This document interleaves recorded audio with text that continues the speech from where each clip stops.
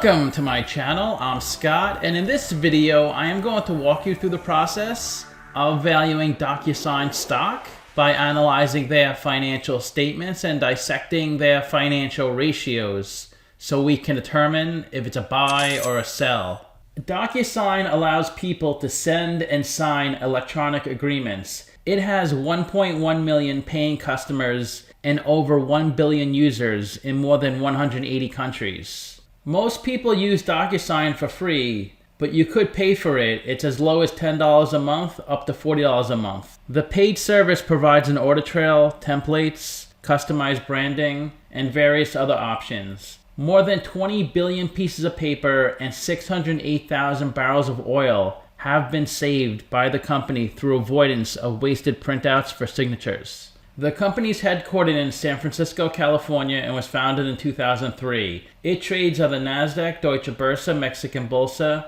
Sao Paulo, Buenos, and London Stock Exchange.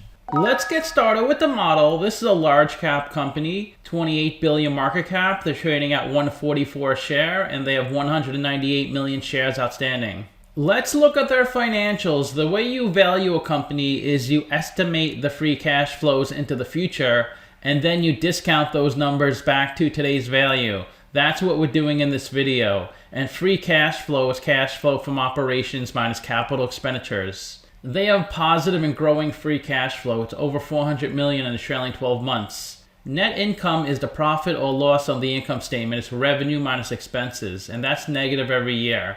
Revenue is a sales for the company, and that nearly tripled from 700 million to almost 2 billion. This is the company's income statement. The top line is the revenue, the sales. Below that is the cost of revenue. These are the expenses directly related to generating the revenue. Revenue minus cost of revenue gives you your gross profit, and that tripled from 2019 to the trailing 12 months. Below that is their operating expenses, and these are all the expenses not directly tied to generating the revenue. And below that is their operating income, which is negative every year. It was negative 426 million, now it's negative 61 million. And the bottom line of the income statement is their net income, which is also negative every year, but the negative is improving. This is the company's income statement from the latest quarterly report. These two columns are the trailing 9 months for 2020 and 2021, and these two columns are the trailing 3 months for 2020 and 2021. You can see their revenue grew a ton in the trailing 9 months from 1 billion to 1.5 billion.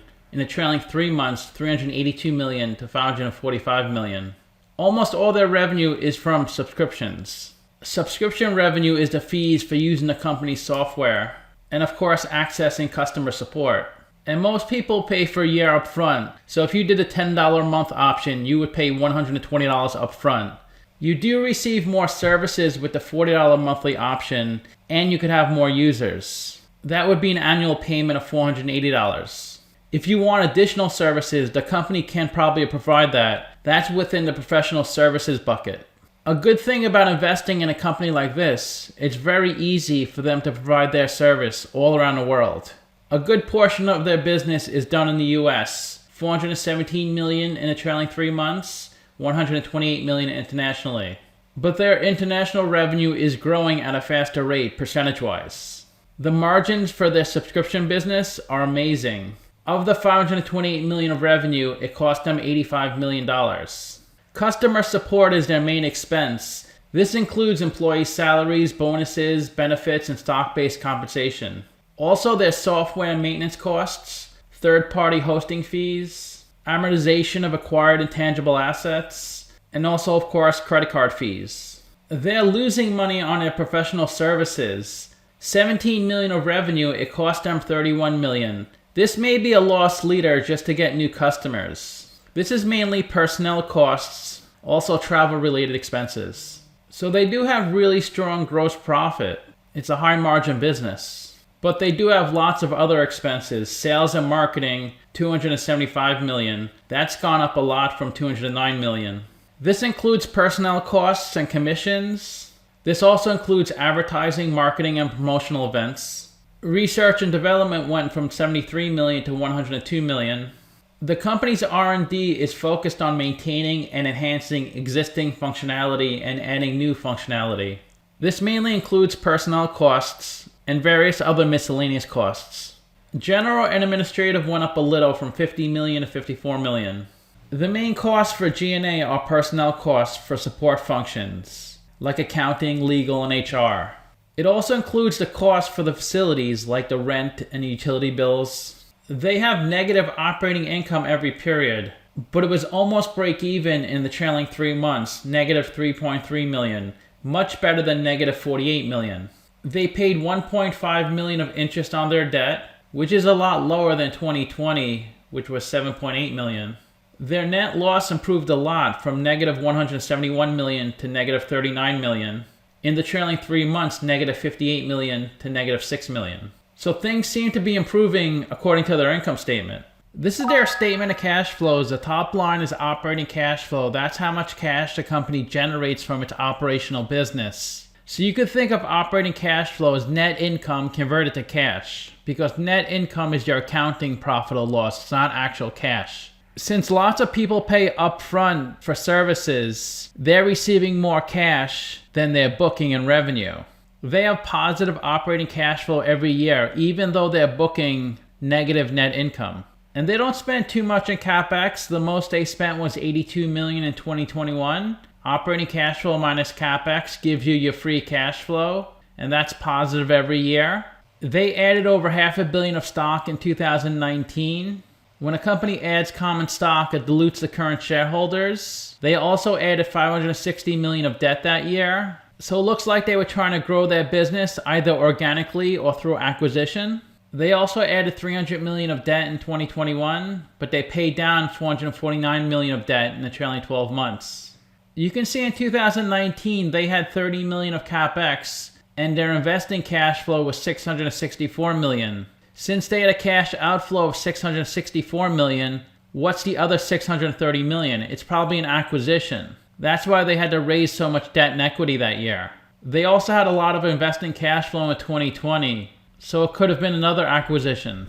This is the company's operating cash flow, and this is the trailing 9 months of 2020 and the trailing 9 months of 2021. Also the trailing 3 months of 2020 and the trailing 3 months of 2021.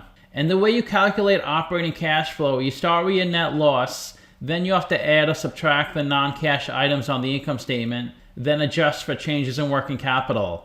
We start with the loss of $5.7 million, then we have to add back $20 million of depreciation, we have to add back $37 million of amortization. This is from deferred contract acquisition. Deferred acquisition costs allows a company to defer expenses that are related to acquiring a new customer. It just helps a company spread their expenses over a long time frame than in one lump sum up front. And this is from the company's quarterly report. They say we capitalize sales commissions, also part of bonus and payroll taxes. And say it costs DocuSign $50 million of expenses in order to get PayPal as a customer. PayPal may be a customer for 10, 15, 20 years. So those expenses it costs should be spread out over the time PayPal's a customer. Because if they pass through all $50 million of expenses this year, it would make their net income look terrible. So they would amortize those expenses, say, over 10 years to smooth it out. Another reason their net income looks so terrible is because of stock-based compensation. They had a net loss of $6 million, but they paid over $100 million of stock-based compensation. If they didn't pay any of that, they would have had a net gain of over $100 million. Stock-based compensation is a way to pay employees with equity of the company. And you'll never see stock-based compensation on the income statement. It's generally hidden inside of all the expense categories. So it's part of general and administrative, it's part of R&D. And SBC only hits the income statement when the stock is actually earned by the employee. If the company provides the employee with options, only when those options are exercised, then it'll hit the income statement. And you have changes in working capital. They had a cash outflow of $21 million from accounts receivable. So they extended credit to their customers. But when their customers pay for that service, then it'll be a cash inflow. They had a $52 million cash outflow of deferred contract acquisition. That is $16 million cash inflow from accounts payable. And another big one is contract liabilities. In the 9 months ending 2020, it was a cash inflow of $172 million. So they're receiving a lot of cash, but that's because people are paying for 1 year up front, and they cannot book the revenue until those customers use the service. So they have to spread the cash they received over 12 months. Even though they reported a loss of $6 million, they actually generated over $100 million of cash flow. This is their investing and financing section. They purchased $117 million of short-term marketable securities. These are really low-risk investments like commercial paper or treasury bonds. They had a cash inflow of $80 million from those marketable securities. They had a cash outflow of $15 million from CapEx. So in their investing section, they had a cash outflow of $52 million. In the prior period last year was a cash inflow of $10 million. In their financing section, they had a cash outflow of $3 million. This is from the repayment of convertible notes. They had a cash outflow of $94 million of taxes. This is from restricted stock units. This is part of stock-based compensation. A cash inflow of $23 million from employee stock purchase plan. Employees can purchase stock at a discount. So in their financing section, they had a cash outflow of $65 million. This is the equity section of their balance sheet. They have $240 million of equity. They raised $1.7 billion from selling their business, and they lost $1.4 billion from running their business. Accumulated deficit is a sum of all their prior net incomes. Let's look at the capital structure. They have $240 million of equity, $900 million of debt. They're 21% equity, 79% debt. Their net debt is $83 million. I gave them the WACC on Simply Wall Street, 6.37%, and that's a discount rate we're going to apply to the future cash flows. We estimated 4 years of future free cash flows. We also estimated a terminal value, which is all cash flows past year 4, that's $13 billion. We discounted those numbers back to today using the weighted average cost of capital. We get a value of the company of $11 billion. We divide that by 198 million shares. And we get a calculated stock price of $57. They're trading at $144, so they're trading at a 154% premium. It's a sell according to the model. The average analyst projects their revenue to grow 19.6%, so I grew at 19.6% for the next few years. That's how I got their future revenue estimates. To get their future free cash flow, I need to see what percent of their revenue they convert to free cash flow. So I summed up these 4 free cash flow numbers, I divided by these 4 revenue numbers. That comes out to 14%. So I multiplied their future revenue estimates by 14%. That's how I got their future free cash flows. Just because my model says the company's really overvalued doesn't mean the stock won't go up. Because the company is improving more and more each year. Their margins are improving, their revenue is improving. And investors look towards the future, not so much the past. And I know the stock went up a ton from COVID, but if you think the company can sustain the growth, then it's definitely a good long-term hold. You may want to wait a while because it could come down a little more. Of course, no one really knows for sure when the bottom is. You can't predict the future. Simply Wall Street values the company at 180. They're saying the stock is 20% undervalued. 15 analysts priced this stock and the average price target was 213.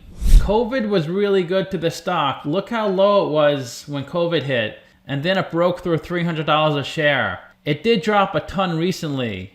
It's been cut in half since the peak. A big reason is the company is growing, but not as fast as they were before.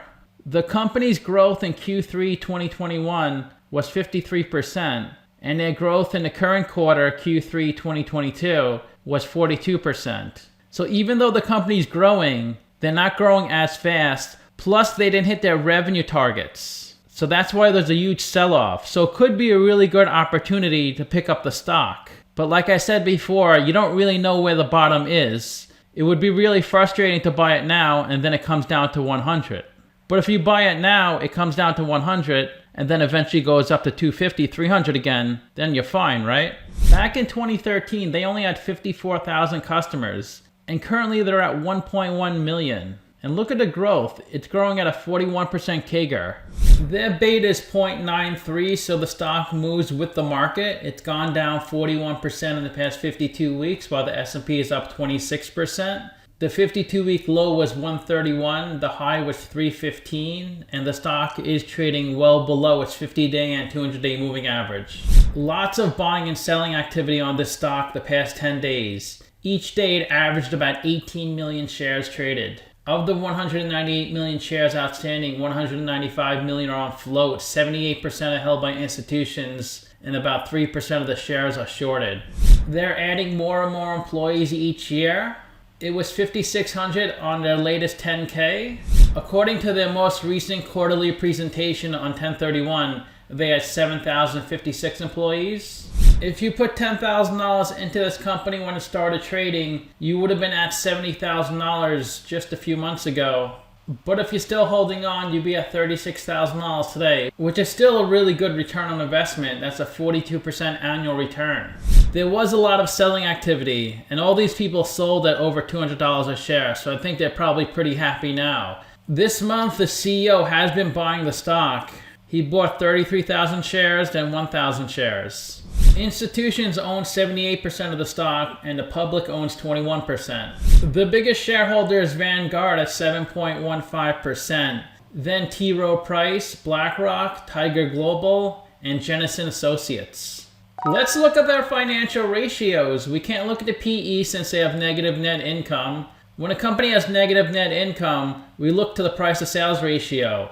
Even though the stock price has been cut in half, they still have a pretty weak price to sales ratio of 15. And their price to book is even worse at 119.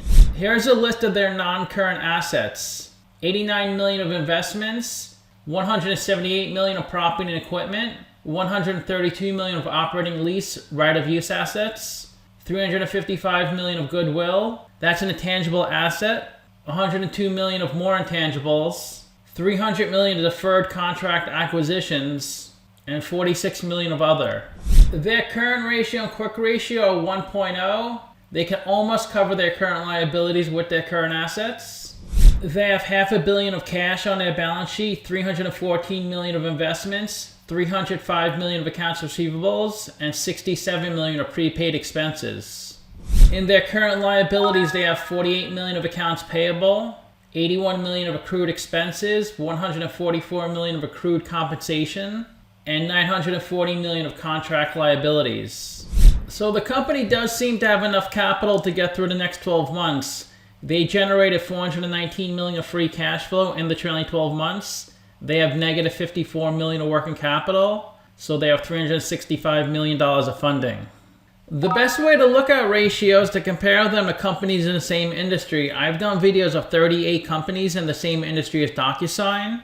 We can't look at their PE since they have negative net income. Their price of sales is better than the average in the industry. Their price to book is a lot worse than average. Their current ratio is lower than average. They have a bad ROE since they have negative net income. They are really high in debt, 79% debt. And they're a little bigger than the average company at 29 billion market cap. The average is 28 billion. To summarize, I have them trading at a 154% premium. I do think there's more downside to this stock. I'm sure it will shoot up again back to over $300 a share. But that could be in 3 months from now or 3 years from now. That's the hard part to figure out. But the good thing about investing in a company like this is they have a really great brand name. People all over the world use their products.